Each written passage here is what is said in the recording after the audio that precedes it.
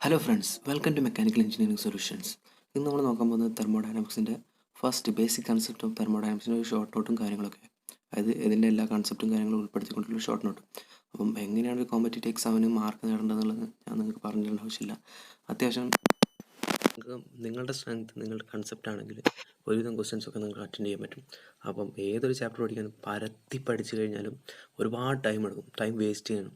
അതായത് നമുക്ക് ആവശ്യമുള്ള കാര്യങ്ങൾ ഏതാണെന്ന് മനസ്സിലാക്കി പഠിക്കുകയാണെങ്കിൽ ഒരുപാട് ഗുണങ്ങളുണ്ട്. ഞാൻ കുറേ എക്സാമിനൊക്കെ പ്രിപ്പയർ ചെയ്യുന്ന സമയത്ത് എനിക്കൊരു ഏരിയ കൂടുതൽ ഫോക്കസ് ചെയ്യാൻ പറ്റി തോന്നിയ ഏരിയ വെച്ചിട്ട് ഞാൻ കുറേ ഷോർട്ട് നോട്ടുകൾ ഉണ്ടാക്കി. ഷോർട്ട് നോട്ടുകൾ എന്ന് പറയാൻ പറ്റില്ല, ഇമ്പോർട്ടൻ്റ് ആയിട്ടുള്ള ടോപ്പിക്കുകളൊക്കെ ഉൾപ്പെടുത്തിയിട്ടുണ്ട്. പക്ഷേ ഡെറിവേഷൻസും കാര്യങ്ങളും ഒക്കെ കുറവാണ്. ജസ്റ്റ് ഇമ്പോർട്ടൻ്റ് ആയിട്ടുള്ള കാര്യങ്ങൾ, കുറച്ച് ആവശ്യമായ തിയറീസും കാര്യങ്ങളൊക്കെ ഉള്ള ചെറിയ രീതിയിൽ നിങ്ങൾ മാക്സിമം കണ്ടിട്ട് മനസ്സിലാക്കുക. അപ്പം നമുക്ക് തുടങ്ങാം. ഇതിൽ ഞാൻ ചാപ്റ്ററിൽ ഹെഡിങ് കൊടുത്തിരിക്കുന്നത് സീറോത്ത് ലോ ഓഫ് തെർമോഡൈനാമിക്സ് ആണ്. സീറോത്ത് ലോ എന്ന് കൊടുക്കാൻ കാരണം ബേസിക് കൺസെപ്റ്റ് തുടങ്ങുന്നത് നമുക്കറിയാം, നമ്മൾ സ്റ്റാർട്ട് ചെയ്തത് first law of thermodynamics, second law of thermodynamics ആണ്. ഇനി ഇതിൻ്റെ സീറോത്ത് ലോ എന്ന പേര് കൊടുക്കാൻ കാരണം ഈ രണ്ട് ലോ, ഫസ്റ്റ് ലോയും സെക്കൻഡ് ലോയും വന്നതിന് ശേഷമാണ് സീറോത്ത് ലോ എന്ന് പറഞ്ഞൊരു ലോ ഇൻട്രൊഡ്യൂസ് ചെയ്തത്. അതുകൊണ്ട് തന്നെ പിന്നെ ഫസ്റ്റ് ലോയും സെക്കൻഡ് ലോയും ചേഞ്ച് ചെയ്യാൻ പറ്റാത്തതുകൊണ്ട് സീറോത്ത് ലോ എന്ന് പറഞ്ഞൊരു ടൈം വരാൻ തുടങ്ങി. ഇതിൻ്റെ അത് നമുക്കറിയുന്നൊരു കാര്യമുണ്ട്. സീറോത്ത് ലോ എന്താണ്? അതായത് രണ്ട് സിസ്റ്റംസ് സെപ്പറേറ്റ്ലി ഇക്വിലിബ്രിയത്തിലായ രണ്ട് സിസ്റ്റംസ് മൂന്നാമതൊരു സിസ്റ്റമായിട്ട് ഇക്വിലിബ്രിയത്തിലാണെങ്കിൽ ആ മൂന്ന് സിസ്റ്റവും തെർമലി ഇക്വിലിബ്രിയത്തിലാവുന്നതാണ് സീറോത്ത് ലോ പറയുന്നത്. പക്ഷേ ആ ഒരു കാര്യമല്ല എക്സാമിന് ചോദിക്കുക. കോമ്പറ്റേറ്റീവ് എക്സാമിന് ചോദിക്കാൻ വരുന്ന കാര്യം എന്ന് പറഞ്ഞാൽ സീറോത്ത് ലോ ഓഫ് തെർമോഡൈനാമിക്സിനകത്ത് മെയിനായിട്ട് വരുന്നത് തെർമൽ ഇക്വിലിബ്രിയം. ആ തെർമൽ ഇക്വിലിബ്രിയത്തിൻ്റെ ഒരു ടേം വരികയാണെങ്കിൽ, അല്ലെങ്കിൽ chemical equilibrium, thermal equilibrium, mechanical equilibrium, ഇങ്ങനെയൊക്കെ ഒരു ഓപ്ഷൻസ് വരും. അതായത് which law States about thermal equilibrium, അങ്ങനെ ക്വസ്റ്റ്യൻ വരികയാണെങ്കിൽ സീറോത്ത് ലോ. അതായത് ടെമ്പറേച്ചറായിട്ട് ബന്ധപ്പെട്ട എന്ത് കാര്യം വന്നാലും അത് ഡിപ്പെൻഡ് ചെയ്യുന്നത് സീറോത്ത് ലോ ആയിരിക്കും. Temperature measurements, thermometer, triple point of water, ഇതൊക്കെ ഞാൻ എക്സ്പ്ലെയിൻ ചെയ്തുതരാം. ട്രിപ്പിൾ പോയിൻ്റ് ഓഫ് വാട്ടർ കൂടുതൽ താഴെ വരുമ്പോൾ പഠിക്കാനുണ്ട്. അപ്പം പ്രോപ്പർട്ടീസ് ഓഫ് പ്യുവർ സബ്സ്റ്റൻസിനകത്ത് വരുന്ന ഒരു ഏരിയയാണ് ട്രിപ്പിൾ പോയിൻ്റ് ഓഫ് വാട്ടർ. അപ്പോൾ ക്ലിയർ ആയിട്ട് അവർ പഠിക്കും. അപ്പം ടെമ്പറേച്ചറായിട്ട് ഞാൻ പറഞ്ഞ പോലെ തെർമോമീറ്റർ അല്ലെങ്കിൽ ടെമ്പറേച്ചർ മെഷർമെൻറ്റ്സ് എക്യുപ്മെൻറ്റ്സും കാര്യങ്ങളൊക്കെ വരുവാണെങ്കിൽ അതിനെ സീറോത്ത് ലോ വരും. പിന്നെ ഫസ്റ്റ് ലോയ്ക്ക് വരുന്ന സമയത്ത്, ഫസ്റ്റ് ലോ നമുക്ക് എല്ലാവർക്കും അറിയാം, ഒരു സൈക്ലിക് പ്രോസസ്സിൻ്റെ അകത്തുള്ള നെറ്റ്വർക്ക് പറഞ്ഞാൽ high energy transfer equal work transfer എന്ന രീതിയിലേക്കാണ് നമ്മൾ ഡിഫൈൻ ചെയ്തത്. പക്ഷേ അതിനകത്ത് കൺസർവേഷൻ ഓഫ് എനർജിയാണ് ഫസ്റ്റ് ലോ ഓഫ് തെർമോഡൈനാമിക്സ് എന്ന് പറഞ്ഞാൽ. നമുക്കറിയാവുന്നൊരു കാര്യമുണ്ട്, energy can neither be created nor be destroyed, it can be transfer from one form to another form. അല്ലെങ്കിൽ ഒരു സ്ഥലത്ത് നിന്ന് വേറെ സ്ഥലത്തേക്ക് ട്രാൻസ്ഫർ ചെയ്യുക, അല്ലെങ്കിൽ വൺ ഫോമിന് അല്ലെങ്കിൽ ഹീറ്റ് എനർജി ചെയ്യുന്ന സാധനം വർക്ക് ഔട്ട്പുട്ടായിട്ട് മാറ്റാനൊക്കെ പറ്റും. അതാണ് ഫസ്റ്റ് ലോ പറയുന്നത്, കൺസർവേഷൻ ഓഫ് എനർജി. ഇനി കൺസെപ്റ്റ് ഓഫ് ഇൻറ്റേർണൽ എനർജി പറയും. അപ്പം നമുക്കറിയാം 100% ഹീറ്റ് വർക്കായിട്ട് പ്രൊഡ്യൂസ് ചെയ്യാൻ പറ്റില്ല. കുറച്ച് എമൗണ്ട് അത് ഇൻറ്റേർണൽ എനർജി സ്റ്റോർ ചെയ്യും, അല്ലെങ്കിൽ കുറച്ച് എമൗണ്ട് ലോസും കാര്യങ്ങളൊക്കെ ഉണ്ടാവും. അപ്പം എന്താണെങ്കിലും ആ ഒരു ഇൻറ്റേർണൽ എനർജീൻ്റെ കൺസെപ്റ്റ് വരുന്നതും ഫസ്റ്റ് ലോയിലാണ്. ഇനി സെക്കൻഡ് ലോ ഓഫ് വരുമ്പോൾ limits of converting internal energy to work. അതായത് ഇൻറ്റേർണൽ എനർജി എത്രത്തോളം എമൗണ്ട് ഇൻറ്റേർണൽ എനർജി നമുക്ക് വർക്കായിട്ട് പ്രൊഡ്യൂസ് ചെയ്യാൻ പറ്റും. പിന്നെ കൺസെപ്റ്റ് ഓഫ് എൻട്രോപ്പി, ഇതിൽ ഇമ്പോർട്ടൻ്റ് ആയിട്ടുള്ള കാര്യം കൺസെപ്റ്റ് ഓഫ് എൻട്രോപ്പി എന്ന് പറഞ്ഞത് സെക്കൻഡ് ലെവലിൽ വരുന്ന കാര്യമാണ്. നമുക്കറിയാം ഹീറ്റ് ഒരു പർട്ടിക്കുലർ എമൗണ്ട് ഹീറ്റ് ഉണ്ട്. അപ്പം 1000 കിലോ ജൂൾ ഹീറ്റ് ഉണ്ട്, അതിൻ്റെ അകത്ത് ഒരു 500 കിലോ ജൂൾ വർക്കായിട്ട് പ്രൊഡ്യൂസ് ചെയ്തു. ഓക്കെ, പിന്നെ ബാക്കി വരുന്നൊരു റിമൈനിങ് പാർട്ട് ഉണ്ട്. ഒന്നെങ്കിൽ റിമൈനിങ് ആയിട്ട് റിജക്റ്റ് ചെയ്യും, അല്ലെങ്കിൽ ആ ഒരു ചേഞ്ചില്ലേ അതിനെയാണ് എൻട്രോപ്പി എന്ന് പറയുന്നത്. അതായത് അൺഅവൈലബിലിറ്റി, നമുക്ക് അവൈലബിൾ അല്ലാത്തൊരു എനർജി അല്ലെങ്കിൽ ലോസ് ആയിട്ട് പോകുന്ന ആ കാര്യങ്ങളൊക്കെയാണ് എൻട്രോപ്പി എന്നാണ് കൺസെപ്റ്റ് വരുന്നത്. പിന്നെ അതൊരു പാർട്ടിക്കുലർ പ്രോസസ്സ് ഫീസിബിൾ ആണോ അല്ലേ നോക്കാം. നമുക്കറിയാം സെക്കൻഡ് ലോ രണ്ടെണ്ണം ഉണ്ട്, കെൽവിൻ പ്ലാങ്ക്സ് ഉണ്ട്, കോഷി സ്റ്റേറ്റ്മെൻറ്റ്. കെൽവിൻ പ്ലാങ്ക്സ് എന്ന് പറഞ്ഞാൽ 100% എഫിഷ്യൻസിയിൽ ഒരു എഞ്ചിൻ ഉണ്ടാക്കാൻ പറ്റില്ല. നേരെ മറിച്ച് കോഷ്യസ് ആണെങ്കിൽ ലോ ടെമ്പറേച്ചറിന് ഹൈ ടെമ്പറേച്ചറിലേക്ക് എനർജി ട്രാൻസ്ഫർ പോസിബിൾ അല്ല. അതായത് ഒരു എക്സ്റ്റേണൽ സിസ്റ്റം ഇല്ലാതെ നമുക്കറിയാം എനർജി എപ്പോഴും ഹയർ എനർജിയിൽ നിന്ന് ലോവർ എനർജിയിലേക്കാണ് ട്രാൻസ്ഫർ ചെയ്യുന്നത്. അതായത് ഡയറക്ഷൻ ഓഫ് എനർജി ട്രാൻസ്ഫർ എങ്ങനെയാണെന്ന് കൂടി പറയുന്നത് സെക്കൻഡ് ലോ. തേർഡ് ലോക്ക് വരുമ്പം തേർഡ് ലോ പറയുന്നത്, നമുക്ക് സെക്കൻഡ് ലോയിൽ നമുക്ക് എൻട്രോപ്പി എന്താണെന്ന് പറഞ്ഞു, പക്ഷേ എൻട്രോപ്പീൻ്റെ ഒരു പ്രൊപ്പോർഷനാലിറ്റി, അതായത് ആബ്സല്യൂട്ട് ടെമ്പറേച്ചറിന് പ്രൊപ്പോർഷനൽ ആണെന്നുള്ളൊരു കൺസെപ്റ്റാണ് തേർഡ് ലോ പറയുന്നത്. അതൊരു മെഷർമെൻറ്റ്സിൻ്റെ കൂടുതൽ ഇമ്പോർട്ടൻസ് കൊടുക്കുന്നത്. അപ്പം ഇതിൽ ഇമ്പോർട്ടൻ്റ് ആയിട്ടുള്ള കാര്യങ്ങൾ ഫസ്റ്റ് ലോയും സെക്കൻഡ് ലോയാണ്. സീറോത്ത് ലോ ഞാൻ പറഞ്ഞ പോലെ വൺ വേർഡ് ക്വസ്റ്റ്യൻസ് ആണ് കൂടുതലും ചോദിക്കുന്നത്. അത് ചോദിക്കുന്ന കേസിൽ ഒന്നെങ്കിൽ തെർമോമീറ്റർ അല്ലെ തെർമൽ ഇക്വിലിബ്രിയം അങ്ങനത്തെ കാര്യങ്ങളൊക്കെ വരുന്നത് സീറോത്ത് ലോയിൽ. ഫസ്റ്റ് ലോയിലേക്ക് വരുമ്പോൾ കൺസർവേഷൻ ഓഫ് എനർജി, പിന്നെ ഫസ്റ്റ് ലോയിലേക്ക് വരുമ്പോൾ conservation of energy, concept of internal energy. Internal എനർജിയുടെ കൺസെപ്റ്റ് എന്ന് പറഞ്ഞ സാധനം വരുന്നത് ഫസ്റ്റ് ലെവലാണ്. സെക്കൻഡ് ലെവലിൽ വരുമ്പോൾ ആലോചിച്ച് വെക്കേണ്ട കാര്യം എൻട്രോപ്പി, പിന്നെ ഇന്റർണൽ എനർജി എത്രത്തോളം വർക്കായിട്ട് പ്രൊഡ്യൂസ് ചെയ്യാൻ പറ്റും, പിന്നെ ഡയറക്ഷൻ ഓഫ് എനർജി ട്രാൻസ്ഫർ, അതായത് അതിൻ്റെ ഒരു ഏത് ഡയറക്ഷനിലാണ് എനർജി ട്രാൻസ്ഫർ ഉണ്ടെന്ന്, പിന്നെ ഒരു പർട്ടിക്കുലർ പ്രോസസ് ഫീസിബിൾ ആണോ അല്ലേന്ന്, അതായത് ഞാൻ പറഞ്ഞ പോലെ ലോ ടെമ്പറേച്ചർ ഹൈ ടെമ്പറേച്ചർക്ക് ട്രാൻസ്ഫർ ചെയ്യും. അപ്പം രണ്ട് ലോസും ഓർത്ത്, അപ്പം അതൊക്കെ ഡീറ്റെയിൽ ആയിട്ട് ഓരോ ചാപ്റ്റർ പഠിക്കാം. അപ്പം നമ്മൾ നേരെ പോകണം. പിന്നെ എല്ലാവർക്കും ഒരു കൺസെപ്റ്റ്, ഒരു ചെറിയൊരു കൺഫ്യൂഷൻ ഉണ്ടാകുന്ന ഏരിയ ആണിത്. അതായത് heat into system, work output, heat from the system, heat done by the system, work done by the system, അങ്ങനെ പലതും ചോദിക്കുന്നുണ്ട്. നിങ്ങൾ ആലോചിച്ച് വെക്കേണ്ട കാര്യം, ഇങ്ങനെ ഒരു ഫിഗർ നിങ്ങൾ കൺസിഡർ ചെയ്യാം. അതായത് ഒരു സിസ്റ്റം വരയ്ക്കുക, അതിനകത്തേക്ക് ഹീറ്റ് ഇൻപുട്ടും ഹീറ്റ് ഔട്ട്പുട്ടും വരയ്ക്കുക, വർക്ക് ഇൻപുട്ടും വർക്ക് ഔട്ട്പുട്ടും വരയ്ക്കുക. ഹീറ്റ് ഇൻപുട്ട്, അതായത് നമ്മളിപ്പോൾ ഒരു പർട്ടിക്കുലർ വെള്ളത്തിനകത്തേക്ക് ചൂട് കൊടുക്കുമ്പോൾ വെള്ളത്തിന് ടെമ്പറേച്ചർ കൂടും, അതിനെ ഹീറ്റ് ഇൻപുട്ട് പോസിറ്റീവായിട്ട് കൊടുക്കുക. അതുപോലെ തന്നെ ഹീറ്റ് ഔട്ട്പുട്ട് നെഗറ്റീവായിട്ട് കൊടുക്കുക. ഇതിൻ്റെ നേരെ ഓപ്പോസിറ്റ് ആയിരിക്കും work done by the system. Work done by the system എന്ന് പറഞ്ഞാൽ നമ്മൾ ആലോചിക്കുന്ന കേസിൽ ടർബൈനാണ്. ടർബൈൻ എന്താണ്? ടർബൈൻ വാട്ടർ ഹൈഡ്രോ ടർബൈൻ ആണെങ്കിൽ, അതായത് വാട്ടറിൻ്റെ ആ ഒരു എനർജി കൺവേർട്ട് ചെയ്ത് മെക്കാനിക്കൽ എനർജി ആയിട്ട് പിന്നെ ഇലക്ട്രിസിറ്റി പ്രൊഡ്യൂസ് ചെയ്യാൻ, അതായത് ഔട്ട്പുട്ട് നമുക്ക് തരികയാണ്. അതിന് ടർബൈൻ പോസിറ്റീവ് വർക്ക്. അതായത് work done by the system, work done into the system, അതായത് പമ്പോ കംപ്രസറോ ഒക്കെ കൊടുക്കാൻ നമ്മളെ ഇലക്ട്രിക്കൽ എനർജി കൺസ്യൂം ചെയ്തിട്ടാണ് അത് വർക്ക് ചെയ്യുന്നത്. അപ്പോൾ work into the system negative, work done by the system positive. ഏതെങ്കിലും ഒറ്റ കാര്യം നിങ്ങൾക്ക് ആലോചിച്ച് വെച്ചാൽ ബാക്കി ഈ ഫിഗറിനകത്ത് നിങ്ങൾക്ക് കിട്ടും. Work done by the system positive ആണെന്നോ അല്ലെങ്കിൽ heat into the system positive ആണെന്നോ ജസ്റ്റ് ഒന്ന് ആലോചിച്ച് വെച്ചാൽ ബാക്കി ഈ ഒരു ഫിഗറിനകത്ത് ഡയറക്റ്റ് ഇതുപോലെ തന്നെ വരച്ച് കഴിഞ്ഞാൽ കിട്ടും. ഇനി പിന്നെ പറയാനുള്ളത് ഒരു difference in heat and work. Heat and work എന്ന് പറഞ്ഞാൽ 100% വർക്ക് നമുക്ക് 100% ഹീറ്റായിട്ട് പ്രൊഡ്യൂസ് ചെയ്യാൻ പറ്റും. നമ്മളിപ്പോൾ ഹീറ്ററിനെ കൺസിഡർ ചെയ്താൽ മതി. ഹീറ്ററിനകത്തേക്ക് കൊടുക്കുന്ന പവർ കൺസ്യൂം ചെയ്തിട്ട് അത് ഹീറ്റ് എനർജി പ്രൊഡ്യൂസ് ചെയ്യുന്നുണ്ട്. നേരെ കുറച്ച് ഹീറ്റ് 100% വർക്കായിട്ട് പ്രൊഡ്യൂസ് ചെയ്യാൻ കഴിയില്ല.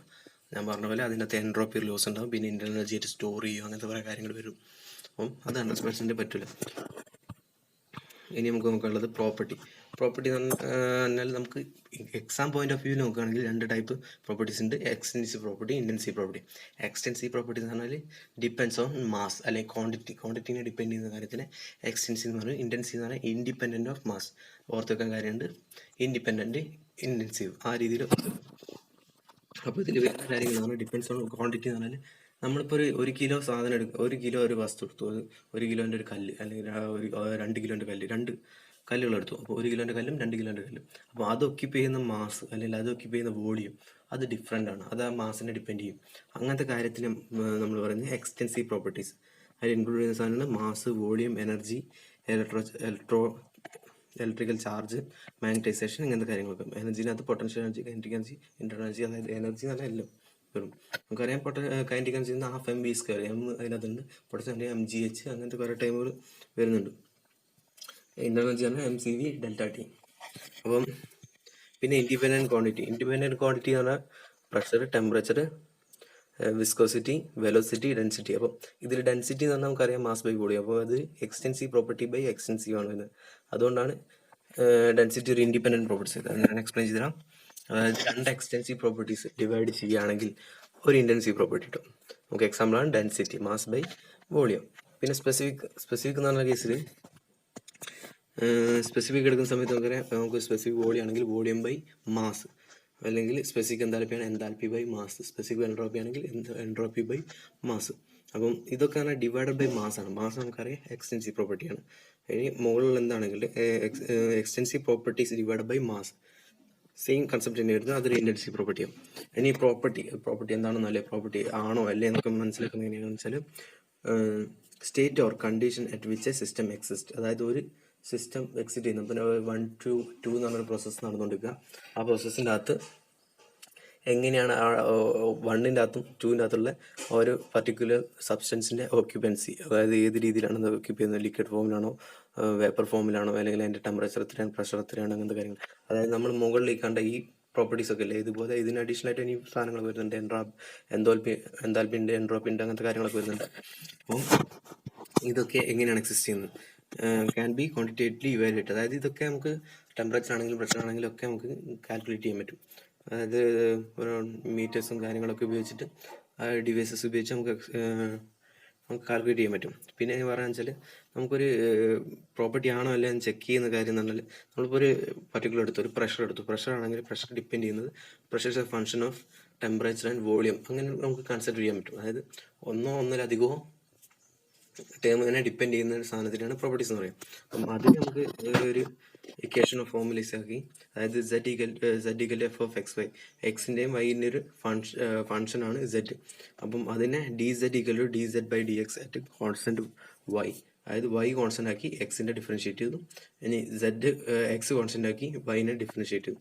ഇത് രണ്ടെണ്ണം ഇതിൻ്റെ ഒരു നമ്മളിപ്പോൾ മാത്സ് പഠിക്കാൻ വെച്ചാൽ ഗ്രീൻസ് തിയറം എന്ന് പറയും. അപ്പോൾ ഗ്രീൻസ് തിയറത്തിൻ്റെ വാല്യൂ എടുക്കുന്നുണ്ട്. അപ്പം വാല്യൂ എടുക്കുന്നത് ഈക്വൽ ടു, രണ്ടും ഈക്വൽ ആണെങ്കിൽ അതിനൊരു പ്രോപ്പർട്ടീസ് എന്ന് പറയാൻ പറ്റും. നിങ്ങൾ ഇതിന് കൂടുതൽ ഇമ്പോർട്ടൻ്റ് കൊടുക്കണം. ഞാൻ ജസ്റ്റ് ഒരു ഐഡിയ വെച്ചിട്ട് ചെയ്തതാണ്, അതായത് മനസ്സിലാക്കാൻ വേണ്ടിയിട്ട്. എക്സാമിന് ഇങ്ങനത്തെ ടൈപ്പ് ക്വസ്റ്റ്യൻസ് ചോദിക്കാറില്ല സാധാരണ. നേരെ മറിച്ച് ഇതൊരു മാത്സിലാണെങ്കിൽ ഗ്രീൻസ് തിയറായിട്ട് ബന്ധപ്പെട്ടാണ്. അവിടെ കൂടുതലായിട്ട് പഠിക്കുകയാണെങ്കിൽ നിങ്ങൾക്ക് ഇത് എളുപ്പമായിട്ട് മനസ്സിലാവും. ഓക്കെ, ഇനി നമ്മൾ പറയാൻ പോകുന്നത് Dalton's law of partial pressure. Partial pressure നമുക്കറിയാം ഒന്നും അതിലധികം ഡിപ്പെൻഡ് ചെയ്യുന്ന കേസിൽ, അതായത് ഡോ പി ബൈ ഡോ ടി, ഡോ പി ബൈ ഡോ വി, അതായത് ടെമ്പറേച്ചറിനെയും വോളിയത്തിനെയും ഒക്കെ ഡിപ്പെൻഡ് ചെയ്യും. അങ്ങനത്തെ പല കാര്യത്തിനെ ഡിപ്പെൻഡ് ചെയ്യുന്നത് നമുക്ക് അതിനെ പാർഷ്യലി ഡിപ്പെൻഡൻസ് എന്ന് പറയും. അപ്പം മാത്തമാറ്റിക്കൽ ടേംസ് ആണ്. അപ്പം ഈ പാർഷ്യൽ പ്രഷേഴ്സിൻ്റെ സമ്മാണ് ടോട്ടൽ പ്രഷർ, അതാണ് ഡാൽട്ടൺ പറയുന്നത്. ഓക്കെ, ഇനി ട്രിപ്പിൾ പോയിന്റ് ഓഫ് വാട്ടർ ഞാൻ പറഞ്ഞു. പ്രോപ്പർട്ടീസ് ഓഫ് പ്യൂർ സബ്സ്റ്റൻസിൽ ക്ലിയർ ആയിട്ട് പഠിക്കാം. ജസ്റ്റ് ഇങ്ങനെ ഓർത്തേക്കേണ്ട ഒരു കാര്യം, ടെമ്പറേച്ചർ എത്രയാണ്? 0.01 ഡിഗ്രി സെൽഷ്യസ് അല്ലെങ്കിൽ 273.16 kelvin. It is the temperature and pressure at which the 3 phases of substance co exist in thermodynamic equilibrium. അതായത് 3 ഫേസ്, അതായത് liquid face, solid face, vapour face ഒരുപോലെ എക്സിസ്റ്റ് ചെയ്യുന്ന ഒരു പോയിന്റാണ് ട്രിപ്പിൾ പോയിന്റ് ഓഫ് വാട്ടർ എന്ന് പറയുന്നത്.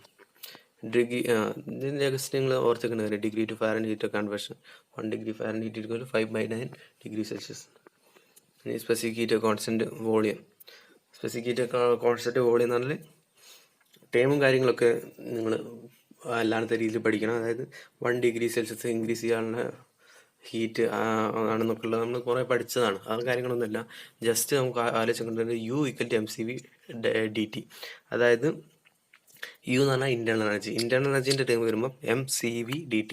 Internal energy depends on constant volume, mcp dt. അതായത് enthalpy depend on constant pressure, അതാണ് CP വന്നത്. U depends on CV, H depends on CP. Okay, അത് നിങ്ങൾ ആലോചിക്കേണ്ട. ഇക്വേഷൻ രണ്ടും കറക്റ്റാണ്. പിന്നെ കൂടുതൽ പ്രോബ്ലമാറ്റിക് വരുന്ന കേസിൽ നമുക്ക് ഓട്ടോമാറ്റിക്കലി പഠിച്ചു. അപ്പോൾ U ഡിപ്പെൻഡ് ചെയ്യുന്ന കോൺസ്റ്റൻറ്റ് വോളിയത്തിനാണ്, H ഡിപ്പെൻഡ് ചെയ്യുന്ന കോൺസ്റ്റൻറ്റ് പ്രഷറിനാണ്. ഓക്കെ, വാണ്ടർവാൾസ് ഇക്വേഷൻ എന്ന് പറഞ്ഞാൽ നമ്മൾ സാധാരണ യൂസ് ചെയ്യുന്നത് PV = nRT. അതായത് നമ്മൾ യൂസ് ചെയ്യുന്ന ഐഡിയൽ കേസിന്. അപ്പോൾ വാണ്ടർവാൾസിൻ്റെ ടൈമിൽ വരുന്ന P+A/V² × V - B = RT. ഇതിൽ ചോദ്യം വരാൻ ചാൻസ് ഉള്ള കേസ് എന്ന് പറഞ്ഞാൽ ഇതിൽ A/V² യൂണിറ്റ് എന്താണ്, അല്ലെങ്കിൽ ബീൻ്റെ യൂണിറ്റ് എന്താണെന്ന് ചോദിക്കും. അപ്പോൾ ഫസ്റ്റ് ടൈം നമ്മളിപ്പോൾ PV = RT എന്ന് പറഞ്ഞ കേസിൽ തന്നെ എടുക്കും. ഫസ്റ്റ് ടൈം P+A/V² എന്ന് പറഞ്ഞാൽ അത് പ്രഷറിൻ്റെ ഒരു ടേമാണ്, കംപ്ലീറ്റ് പ്രഷർ ടേമാണ്. അപ്പം A/V² same as unit as the pressure. Then B = same unit as volume. Okay, ഇനി പഠിച്ചേക്കേണ്ട കാര്യങ്ങൾ, ഗാമ പറഞ്ഞാൽ specific heat ratio, CP/CV. CP പറഞ്ഞാൽ കോൺസ്റ്റൻറ്റ് സ്പെസിഫിക് ഹീറ്റ് ആയിട്ട് കോൺസ്റ്റൻറ്റ് പ്രഷർ, സ്പെസിഫിക് ഹീറ്റ് ആയിട്ട് constant volume, CP/CV. CV = R / Γ-1, CP = R Γ / Γ-1. Okay, ആലോചിക്കാൻ ചില ക്വസ്റ്റ്യൻസിനകത്ത് direct value ഒന്ന് കാണാൻ പറ്റുന്നുണ്ട്. SSCനകത്തൊക്കെ പ്രീവിയസ് ചോദിച്ചിട്ടുണ്ട് ഇങ്ങനത്തെ ക്വസ്റ്റ്യൻസ്. പിന്നെ ഐഡിയൽ ഗ്യാസ് റിലേഷൻ നമുക്കറിയാം. PV = mRT. അതിൽ R എന്ന് പറഞ്ഞാൽ 287 ആണ് characteristic gas constant of air. RU എന്ന് പറഞ്ഞാൽ universal gas constant. 8314 J/kmol/Kelvin. Okay, ഇത് ടെസ്റ്റ് ചെയ്യുന്നത്, ഇതിനൊക്കെ വാല്യൂ എടുക്കുന്നത് PV = mRT എടുക്കുകയാണെങ്കിൽ ഈ ഇക്വേഷൻ യൂസ് ചെയ്യുന്ന ഓൺലി ഫോർ ഐഡിയൽ ഗ്യാസ്. നമുക്കറിയാം air is A ideal gas. അതായത് നമ്മൾ എയർ കൺസിഡർ ചെയ്യുന്ന ഒരു ഐഡിയൽ ഗ്യാസാണ്. ചെറിയ ചെറിയ വ്യത്യാസങ്ങളുണ്ടെങ്കിലും ഐഡിയൽ ഗ്യാസ് ആയിട്ടാണ് കൺസിഡർ ചെയ്യുന്നത്. അപ്പം ഇതിനകത്ത് P എടുക്കുന്നത് ആബ്സല്യൂട്ട് പ്രഷർ ആയിരിക്കണം എടുക്കുക. ഏതെങ്കിലും ഒരു ക്വസ്റ്റ്യൻസ് ആണെങ്കിൽ അതിനകത്ത് ആബ്സല്യൂട്ട് പ്രഷർ എടുക്കണം. ആബ്സല്യൂട്ട് പ്രഷർ നമുക്കറിയാം അറ്റ്മോസ്ഫിയർ പ്രഷർ പ്ലസ് ഗേജ് പ്രഷറാണ്. അറ്റ്മോസ്ഫിയർ പ്രഷർ എത്ര 101.325 kilo pascal. Then universal gas constant R = M × R. Okay, molar mass ആയിരിക്കും അതിന് എത്രയാണെന്ന് തന്നിട്ട്. അപ്പം ഇതിനകത്ത് കുറച്ച് ടേംസ് നമുക്ക് അറിഞ്ഞിരിക്കേണ്ട കാര്യം, ഗാമേൻ്റെ വാല്യൂ എത്രയാണ്. അപ്പം മോണോ ആറ്റോമിക് ഗ്യാസസ് ആണെങ്കിൽ ഇത് എന്തുകൊണ്ടാണെന്ന് വെച്ചാൽ നമുക്ക് വർക്ക് ഡൺ ഒക്കെ വരുന്ന കേസിൽ, അതായത് നമ്മുടെ ഫ്ലോ പ്രോസസ്സിൽ ഐസോതെർമൽ പ്രോസസ്സിലൊക്കെ വർക്ക് ഡൺ വരുന്ന കേസിൽ ഡിപ്പെൻഡൻ്റ് ആയിട്ടുള്ളൊരു കാര്യമാണ് ഗാമ. ഓക്കെ, റിവേഴ്സിബിൾ അഡിയാബാറ്റിക് പ്രോസസ്സിലൊക്കെ ഗാമ വാല്യൂ ഡിപ്പെൻഡൻസ് കൊടുക്കുന്നുണ്ട്. അപ്പം ഗാമേൻ്റെ വാല്യൂ കൂടുന്നതിനനുസരിച്ച് വർക്ക് ഡണിൻ്റെ അകത്ത് വ്യത്യാസം വരുന്നുണ്ട്, വർക്ക് ഡൺ കൂടുകയും കുറയുകയൊക്കെ ചെയ്യുന്നുണ്ട്. അപ്പം നമ്മൾ ആലോചിക്കേണ്ട കാര്യം ഗാമ = 1.67, അത് മോണോ ആറ്റമിക് ആയിരിക്കും. അതായത് ഒറ്റ ആറ്റം മാത്രമുള്ള സാധനത്തിന് ഗാമ വാല്യൂ കൂടുതലായിരിക്കും, അതായത് CP കൂടുതലായിരിക്കും, CVനെക്കാട്ടും CP കൂടുതലായിരിക്കും. അപ്പം ഇത് പറഞ്ഞാൽ ഹീലിയം, ആർഗൺ, ക്രിപ്റ്റോൺ ഒക്കെ നമുക്കറിയാം. പീരിയോഡിക് ടേബിളിലെ ലാസ്റ്റ് കോളത്തിലുണ്ടാകുന്ന എലമെൻറ്റ്സ് അല്ലെങ്കിൽ നോബിൾ ഗ്യാസസ് എന്നൊക്കെ പറഞ്ഞ പോലെ ഹീലിയം, ആർഗൺ, ക്രിപ്റ്റൺ എക്സെട്ര. അതിൻ്റെ ഡിഗ്രി ഓഫ് ഫ്രീഡം 3 ആണ്. 3 ട്രാൻസ്ലേഷൻ, ആ കാര്യങ്ങളൊന്നും നിങ്ങൾ ആലോചിക്കേണ്ട. പിന്നെ രണ്ടാമത്തെ ഡയാറ്റമിക് ഗ്യാസസ് ആണ് നമ്മൾ ഓൾമോസ്റ്റ് ഒരു കേസിലൊക്കെ എടുക്കുന്നത്. അതിനകത്ത് ഓക്സിജൻ, നൈട്രജൻ, H2 ഒക്കെ വരുന്നത് ഇതിനകത്താണ്. ഓക്കെ, പിന്നെ ട്രയാറ്റമിക് ഗ്യാസസ് എന്ന് പറഞ്ഞാൽ 3 ആറ്റങ്ങൾ വരുന്നത്. അപ്പം carbon dioxide, nitrogen dioxide. അപ്പം ഇതിൽ ഗാമേൻ്റെ വാല്യൂ ഞാൻ പറഞ്ഞു, അതുപോലെ ഏറ്റവും കൂടുതൽ മോണോ ആറ്റമിക് ആയിരിക്കും, പിന്നെ ഡയാറ്റമിക്, പിന്നെ ട്രയാറ്റമിക്. പിന്നെ ജസ്റ്റ് ഒരു ഗ്രാഫ് പോലെ ടെമ്പറേച്ചർ കൂടുന്നതിനനുസരിച്ച് എങ്ങനെയാണ്. ഐഡിയൽ ഗ്യാസിൻ്റെ കേസിൽ CP, CV, ഗാമ വാല്യൂ ഒക്കെ കോൺസ്റ്റൻ്റ് ആയിരിക്കും. അതായത് CP, CV കോൺസ്റ്റൻ്റ് ആണെങ്കിൽ ഗാമയും കോൺസ്റ്റൻ്റ് ആയിരിക്കും.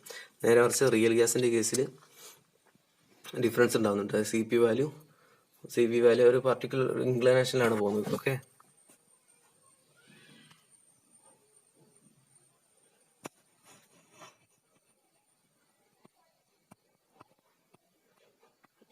ഇനി നമ്മൾ പഠിക്കാൻ പോകുന്നത് എന്താണ് kelvin.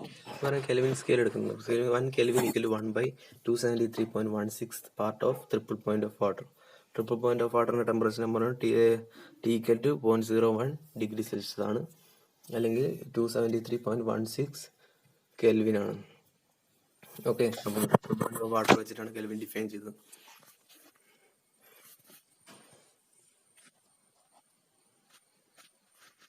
Just a point note here, the specific heat of an ideal gas depends on the molecular weight of the structure. Then internal energy ഞാൻ പറഞ്ഞു ഡിപ്പെൻഡ് ചെയ്യുന്നത് കോൺസ്റ്റന്റ് വോളിയത്തിലാണ്. അപ്പോൾ U = mCV ΔT. Enthalpy depend ചെയ്യുന്നത് constant പ്രഷറിനെയാണ്. Okay, H = mCp ΔT. രണ്ടിന് temperature change ഉണ്ടെങ്കിൽ രണ്ടിൻ്റെ value 0 ആയിരിക്കും. അതൊന്ന് ആലോചിച്ച് നോക്കാം. ഇനിയിപ്പം ഹീറ്റും വർക്കും നമ്മളൊരു ചെറിയൊരു കമ്പാരിസൺ ആണ്. ഹീറ്റും വർക്ക് നമുക്കറിയാം, ഒന്ന് heat into the system positive ആണ്, heat from the system negative ആണ്. Work into the system നെഗറ്റീവും work done by the system positive ആണ്. അപ്പോൾ ഡിഫറൻഷ്യൽ ആണെന്ന് വെച്ചാൽ നമ്മളിപ്പോൾ ഒരു പോയിന്റ് പർട്ടിക്കുലർ തെർമോഡൈനാമിക്സ് പ്രോപ്പർട്ടി എന്ന് പറയണമെങ്കിൽ അത് ഡിഫറൻഷ്യൽ ആയിരിക്കണം, കംപ്ലീറ്റ്ലി ഡിഫറൻഷ്യൽ. അതായത് ഒന്നിലധികം ടേംസിനെ ഡിപ്പെൻഡ് ചെയ്യാൻ പറ്റില്ല, ഏതെങ്കിലും ഒരു ടേമിന് മാത്രം ഡിപ്പെൻഡ് ചെയ്യണം. അതിനാണ് ഡിഫറൻഷ്യൽ എന്ന് പറയാം. മറ്റേത് പാർഷ്യൽ ഡിഫറൻഷ്യൽ.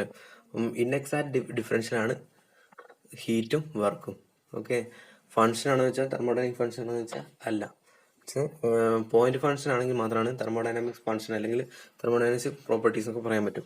അപ്പം അത് പോയിന്റ് ഫങ്ഷൻ അല്ലാത്തതുകൊണ്ട് പാത്തിനെ ഡിപ്പെൻഡ് ചെയ്യുന്നതുകൊണ്ട് ഇതൊരു തെർമോഡൈനാമിക്സ് പ്രോപ്പർട്ടി അല്ല, ഹീറ്റും വർക്കും. ഓക്കെ, നേരെ മറിച്ച് ഇന്റേണൽ എനർജി തെർമോഡൈനാമിക് പ്രോപ്പർട്ടിയാണ്. അത് ആലോചിക്കേണ്ട പോയിന്റാണ്. Internal energy is a property of thermodynamics. Quasistatic process ആണ് നമ്മൾ നമുക്കറിയാം. ഒരു റിവേഴ്സിബിൾ പ്രോസസ്സ് എന്ന് പറഞ്ഞാൽ പ്രാക്ടിക്കലി പോസിബിൾ അല്ലാത്ത റിവേഴ്സിബിൾ പ്രോസസ്സ് ഉണ്ട്. അതിനോട് ഓൾമോസ്റ്റ് ഈക്വലായിട്ട് വരുന്ന പ്രോസസ്സാണ് കോസിസ്റ്റാറ്റിക് പ്രോസസ്സ്. അതായത് ഒരു 10 കിലോ ഉള്ള ബാർ ഒരു പിസ്റ്റൻ്റെ മുകളിൽ വെക്കുക വെച്ചാൽ പിസ്റ്റൺ അങ്ങനെ താഴോട്ട് വരും. പക്ഷേ 10 കിലോൻ്റെ എഫക്റ്റ് എന്ന് പറഞ്ഞാൽ പെട്ടെന്നായിരിക്കും. നേരെ മറിച്ച് ഈ ഒരു 10 കിലോനെ 100 പീസാക്കി മാറ്റി, എന്നിട്ട് ആ ഒരു പീസിനെ ഓരോ പീസ് പതുക്കെ വെച്ചുകയാണെങ്കിൽ അതിൻ്റെ മുകളിലേക്ക് ഇങ്ങനെ ലോഡ് വരുന്നത് വളരെ ഗ്രാജുവലായിട്ടായിരിക്കും. ആ ഗ്രാജുവലായിട്ട് വരുന്ന അപ്ലൈ ചെയ്യുന്ന load reversible, similar two reversible അല്ലെ ക്ലോസസ്റ്റ് ടു റിവേഴ്സിബിൾ എന്ന് പറയാൻ പറ്റും. അതാണ് ഫ്രിക്ഷൻലെസ് കോസിസ്റ്റാറ്റിക് പ്രോസസ്സ് റിവേഴ്സിബിൾ പ്രോസസ്സ് നമ്മൾ കൺസിഡർ ചെയ്യുന്നത്. അതായത് ഓൾമോസ്റ്റ് 95% റിവേഴ്സിബിൾ പ്രോസസ്സാണ് കോസിസ്റ്റാറ്റിക് process. then we can go to the thermodynamic cycle. Thermodynamic cycle പറഞ്ഞു വരുന്ന സമയത്ത് അതായത് ഒരു ഇനീഷ്യൽ പോയിന്റ് തുടങ്ങി ആ പോയിന്റ് തന്നെ തിരിച്ചെത്തും. അതായത് പർട്ടിക്കുലർ പ്രോസസ്സ് കഴിഞ്ഞാണെങ്കിൽ എന്തെങ്കിലും ഒരു പ്രോസസ്സ് കഴിഞ്ഞ് തിരിച്ചവിടെ എത്തുന്നതിനെയാണ് തെർമോഡൈനാമിക് സൈക്കിൾ. അതായത് സ്റ്റാർട്ടിംഗ് പോയിന്റ് തന്നെ എത്തും. Change in properties is okay. അതായത് നമുക്ക് ഗ്രാഫ് നോക്കിയാൽ മനസ്സിലാവും. 1 നിന്ന് 2 പോയി 2 നിന്ന് ആദ്യം തിരിച്ച് 1 എത്തി. അതായത് തെർമോഡൈനാമിക് പ്രോപ്പർട്ടീസ് ആണ്. ഈ കാര്യങ്ങളൊക്കെ നിങ്ങൾ ജസ്റ്റ് ഒന്ന് ഓർത്ത് വെക്കുക. അതായത് ആർ ഈക്വലന്റ്, അതായത് ഗ്യാസ് കോൺസ്റ്റന്റ് ഇക്വലിൽ നിന്ന് M1 R1 plus M2 R2 plus അങ്ങനെ അത് പർട്ടിക്കുലർ കുറേ മൂലകങ്ങൾ അല്ലെങ്കിൽ ഒന്നിലധികം മെറ്റീരിയൽസ് അല്ലെ എന്താണെങ്കിൽ മൂലകങ്ങളാണെങ്കിലും ആഡ് ചെയ്യുന്ന സമയത്ത് അതിൻ്റെ ഡിവൈഡ് ബൈ മാസ് ചെയ്താൽ അതിൻ്റെ ഇക്വലന്റ് കിട്ടും. അതായത് R ആണെങ്കിലും CV ആണെങ്കിലും CP ആണെങ്കിലും ഒക്കെ നമുക്ക് ഇങ്ങനെ ചെയ്യാൻ പറ്റും. ഓക്കെ. ഇനി വർക്ക് എന്താണെന്ന് വെച്ചാൽ work an interaction whose sole effect external to the system could be reduced by raising of the mass through the system. ഒന്നും ആലോചിക്കേണ്ട വർക്ക് എന്ന് നമുക്കറിയാം. അതായത് ഫോഴ്സിൻ്റെ ഡിസ്പ്ലേസ്മെൻറ്റ്. അതായത് നമ്മളൊരു work done by the system, അതായത് എന്തെങ്കിലും ഒന്നെങ്കിൽ ഹീറ്റ് എനർജി കാരണം ഒരു പിസ്റ്റൺ പുറത്തേക്ക് മൂവ് ചെയ്യുന്നു, അല്ലെങ്കിൽ എക്സ്റ്റേണൽ വർക്ക് കാരണം പിസ്റ്റൺ പുറത്തേക്ക് മൂവ് ചെയ്യും. ആ കാര്യങ്ങൾ ആലോചിച്ചാൽ മതി. ഈ നോർമൽ കേസിൽ വർക്ക് ഡൺ എന്ന് പറഞ്ഞാൽ ഇൻ്റഗ്രൽ PdV, അതായത് ഒരു ക്ലോസ്ഡ് സിസ്റ്റം ആണെങ്കിൽ അതായത് ഒരു പിസ്റ്റൺ സിലിണ്ടർ അറേഞ്ച്മെൻ്റ് ആണ്. അപ്പം അതിൻ്റെ അകത്തുള്ള ഫ്ലൂയിഡ്, അതായത് പിസ്റ്റൺ അങ്ങോട്ടും ഇങ്ങോട്ടും മൂവ് ചെയ്യണമെങ്കിൽ, പക്ഷേ അതൊരു ക്ലോസ്ഡ് സിസ്റ്റം ആണ്. ഓപ്പൺ സിസ്റ്റം എന്താണ്, ക്ലോസ്ഡ് സിസ്റ്റം ആണ്, ഐസൊലേറ്റഡ് സിസ്റ്റം എന്താണ്, നമുക്ക് ജസ്റ്റ് അറിഞ്ഞിരിക്കണം ആദ്യം തന്നെ. ഓപ്പൺ സിസ്റ്റം എന്ന് പറഞ്ഞാൽ there is mass flow as well as energy transfer. അതായത് നമ്മൾ ഒരു വാട്ടർ ഒരു പർട്ടിക്കുലർ ടാങ്കിലേക്ക് വരിക, അവിടെ നിന്ന് അതായത് 100 ഡിഗ്രി ഉള്ളൊരു വാട്ടർ ഒരു പർട്ടിക്കുലർ ടാങ്കിലേക്ക് വന്നു, അത് തിരിച്ചു പോകുന്ന സമയത്ത് അതിൻ്റെ ടെമ്പറേച്ചർ 50 ഡിഗ്രി ആയിട്ട് കുറഞ്ഞു. അതായത് ആ ടാങ്കിലേക്ക് വരുന്ന വാട്ടർ മറ്റൊരു സ്ഥലത്തേക്ക് പോകുന്നുണ്ട്. അതായത് മാസ് ട്രാൻസ്ഫർ ഉണ്ട്, അതുപോലെ തന്നെ എനർജി ട്രാൻസ്ഫർ, എനർജി ലോസ് ഉണ്ടായിട്ടുണ്ട്. എനർജി ലോസ് ഉണ്ടായിരുന്നതാണ് 100 ഡിഗ്രിയുള്ള സാധനം 50 ഡിഗ്രിയിലേക്ക് കുറഞ്ഞു. അതിനെ ഓപ്പൺ സിസ്റ്റം ആണ്. ക്ലോസ്ഡ് സിസ്റ്റം എന്ന് പറഞ്ഞാൽ there is no mass transfer but energy transfer is possible. അതായത് മാസ് ട്രാൻസ്ഫർ ഇല്ല, അതായത് ക്ലോസ്ഡ് സിസ്റ്റമാണ്. ഞാൻ പറഞ്ഞ പോലെ സിലിണ്ടർ പിസ്റ്റൺ അറേഞ്ച്മെൻറ്റ്. അപ്പം അതിനകത്തൊരു മെറ്റീരിയൽ ഉണ്ടെന്ന് അറിയാം.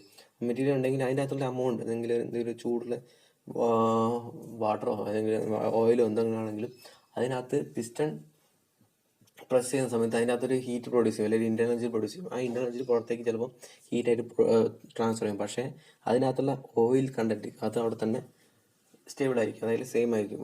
ബിഫോർ പ്രോസസ്സും ആഫ്റ്റർ പ്രോസസ്സും അതവിടെ സെയിം ആയിരിക്കും. ഇനിയിപ്പം ഐസൊലേറ്റഡ് പ്രോസസ്സ് എന്ന് പറയുകയാണെങ്കിൽ there is no mass transfer and there is no energy transfer. രണ്ടും ഇല്ലാത്ത കേസിൽ വരുന്ന എന്താണ് isolated system.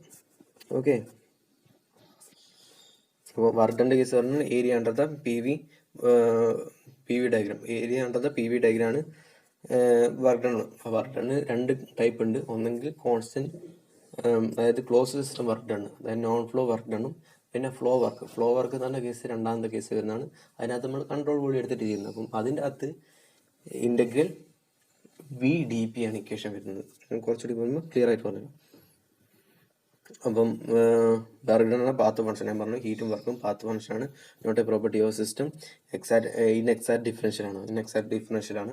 Work is energy transit across boundary. അതായത് ഞാൻ സിസ്റ്റം സിലിണ്ടറും പിന്നെ സറൗണ്ടിങ് എയറുമാണ് നമ്മൾ കൺസിഡർ ചെയ്യുന്നതെങ്കിൽ സിലിണ്ടറിൻ്റെ അകത്തുനിന്നുള്ള എനർജി സറൗണ്ടിങ് എയറിലേക്ക് ട്രാൻസ്ഫർ ചെയ്യുന്നത്. അതായത് ബൗണ്ടറി ആയിട്ട് നമ്മൾ സിലിണ്ടറിൻ്റെ സർഫസ് കൺസിഡർ ചെയ്യണമെങ്കിൽ ആ ബൗണ്ടറീൻ്റെ അക്രോസ് ദ ബൗണ്ടറിയാണ് അവിടെ എനർജി ട്രാൻസ്ഫർ നടക്കുന്നത്. ഓക്കെ. ഇനിയിപ്പം നോട്ട് ചെയ്യേണ്ട ഒരു കാര്യം എന്ന് വെച്ചാൽ ഫ്രീ എക്സ്പാൻഷൻ്റെ കേസ് വരുമ്പം വർക്ക് ഡൺ 0 ആണ്. അതായത് നമ്മളിപ്പം ഒരു പിസ്റ്റൻ്റെ അകത്ത് സിലിണ്ടറിനകത്തുള്ള പിസ്റ്റൺ ഓട്ടോമാറ്റിക്കലി മൂവ് ചെയ്യണം. അതായത് നമ്മൾ എക്സ്റ്റേണൽ വർക്കോ അല്ലെങ്കിൽ ഇൻറ്റേർണൽ വർക്കോ ഒന്നും കൊടുക്കാതെ ആ പിസ്റ്റൺ മൂവ് ചെയ്യുന്നതിനാണ് ഫ്രീ എക്സ്പാൻഷൻ എന്ന് പറയുന്നത്. ഇപ്പോൾ ഫ്രീ എക്സ്പാൻഷൻ കേസിൽ അവിടെ വർക്ക് ഡൺ 0 ആണ്. പക്ഷേ നമ്മൾ ആലോചിക്കേണ്ട കേസ് നമ്മൾ ഇക്വേഷൻ ഇവിടെ കണ്ടു, ഇൻ്റഗ്രൽ PdV. അവിടെ ഒരു പർട്ടിക്കുലർ പ്രഷറും ഉണ്ട്, ചേഞ്ച് ഇൻ വോളിയം ഉണ്ട്. പക്ഷേ ചേഞ്ച് ഇൻ വോളിയം ഉണ്ട്, പ്രഷറും ഉണ്ട്, പക്ഷേ അവിടെ വർക്ക് 0 ആണ്. അതാണ് ഫ്രീ എക്സ്പാൻഷൻ്റെ കേസിൽ ആലോചിക്കേണ്ട കാര്യമാണ്. ക്വസ്റ്റ്യൻ വരാൻ ചാൻസ് ഉള്ള എങ്ങനെയാണെന്ന് വെച്ചാൽ, അതായത് piston moves from A to B അതായത് വോളി 2 വോളിയൊക്കെ തരും. അതായത് V1 എന്ന് പറഞ്ഞ വോളിയം തരും, V2 എന്ന് പറഞ്ഞ വോളിയം തരും, പ്രഷറും തരും, ഒക്കെ തരും. ബൈ ഫ്രീ എക്സ്പാൻഷൻ എന്ന് പറയും. എന്നിട്ട് ഓപ്ഷനകത്ത് 0 എന്ന് പറഞ്ഞൊരു ഓപ്ഷൻ ഉണ്ടാവും. പിന്നെ നിങ്ങൾ ഇപ്പം ഈ PDV ചെയ്ത് കിട്ടുന്ന ആൻസർ ഒക്കെ കണ്ടിട്ടുണ്ടാവും. ആലോചിക്കേണ്ട കേസ് ഫ്രീ എക്സ്പാൻഷൻ ആണെങ്കിൽ അവിടെ വർക്ക് ഡൺ 0 ആയിരിക്കും. ഓക്കെ, ഇനി അതിൻ്റെ ഒരു കോൺട്രാക്ട്, അതായത് അഡീഷണൽ വരുന്ന കേസാണ് DV ഇല്ലാത്ത കേസ്. അതായത് ഇന്റഗ്രൽ PDV എന്ന് പറഞ്ഞ കേസ് വന്നു. അപ്പം ഇതിൻ്റെ DV ഇല്ലാത്ത കേസാണെങ്കിൽ പാഡിൽ V എന്ന് പറയും. അതായത് നമ്മളൊരു ക്ലോസ് സിസ്റ്റം, അതിനകത്ത് പിസ്റ്റണും കാര്യങ്ങളൊന്നുമില്ല, ഒരു കംപ്ലീറ്റ് കണ്ടെയ്നറാണ്. ആ കണ്ടെയ്നറിനകത്തേക്ക് ഒരു പാഡിൽ വീലുണ്ട്. നമുക്കറിയാം ഈ പ്രൊപ്പല്ലർ ഷാഫ്റ്റ് പോലത്തെ ഈ ഷിപ്പിൻ്റെ ഒക്കെ പ്രൊപ്പല്ലർ ഷാഫ്റ്റ് ഉണ്ടാവും, അതുപോലത്തെ സാധനം. അപ്പം അതിങ്ങനെ കറങ്ങിക്കൊണ്ടിരിക്കുമ്പോൾ അതിനകത്ത് ഈ കറക്കം കാരണം അതിൻ്റെ അകത്ത് ഒരു ടർബുലൻസ് ക്രിയേറ്റ് ചെയ്യും. ഈ ടർബുലൻസ് കാരണം അതിനകത്ത് എനർജി ഉണ്ടാവും, അതായത് ഇന്റേണൽ എനർജി ഉണ്ടാവും. അപ്പം ഇതിനകത്ത് വർക്ക് ഡൺ നടക്കുന്നുണ്ട്. ഓക്കെ, ഈ ഇന്റർണൽ ജനറേറ്റ് ചെയ്യുന്ന കാരണം ഒരു വർക്ക് ഡൺ നടക്കുന്നുണ്ട്. പക്ഷേ അതിനകത്ത് DV എന്ന് പറഞ്ഞാൽ 0 ആണ്. അതായത് ഇന്റഗ്രൽ DV എടുക്കുന്ന സമയത്ത് 0 ആയിരിക്കും, പക്ഷേ അവിടെ ഒരു വർക്ക് ഡൺ 0 അല്ല. അപ്പം നേരത്തെ ഫ്രീ എക്സ്പാൻഷൻ്റെ കേസിൽ ഇന്റഗ്രൽ PDV 0 അല്ല, നേരെ മറിച്ച് വർക്ക് ഡൺ 0 ആണ്. ഇവിടെ പാരലൽ വീലിൻ്റെ കേസിൽ ഇന്റഗ്രൽ PDV 0 ആണ്, നേരെ മറിച്ച് വർക്ക് ഡൺ 0 അല്ല. ഓക്കെ, ഇതാണ് കൺസെപ്റ്റ് നോക്കേണ്ടത്. ഇന്റർണൽ എനർജി കൂടും, ടെമ്പറേച്ചർ കൂടും. Here DV is 0 but there is work done inside the closed system. DU equal to dW. അതായത് ഇന്റർണൽ എനർജി എങ്ങനെയാണ് ചേഞ്ച് വർക്ക് ഡൺ ആകും. ഇത്രയും ആലോചിച്ചാൽ മതി. ഇനി കുറച്ച് രണ്ട് ടേംസുകളാണ്. ഇലാസ്റ്റിക് വർക്ക് എന്താണ്, delta W equal to sigma into DL. Sigma പറഞ്ഞാൽ stress, area, force into displacement തന്നെ. Electric work delta W equal to minus EIdt. EMFും I കറണ്ടാണ്. വർക്ക് ഡൺ പിന്നെ stretching of a fire minus tau into DW shear stress. Okay, അപ്പം ഇത്രയും കാര്യങ്ങൾ ഓർത്തിരിക്കാം. ബാക്കി അടുത്ത ക്ലാസ്.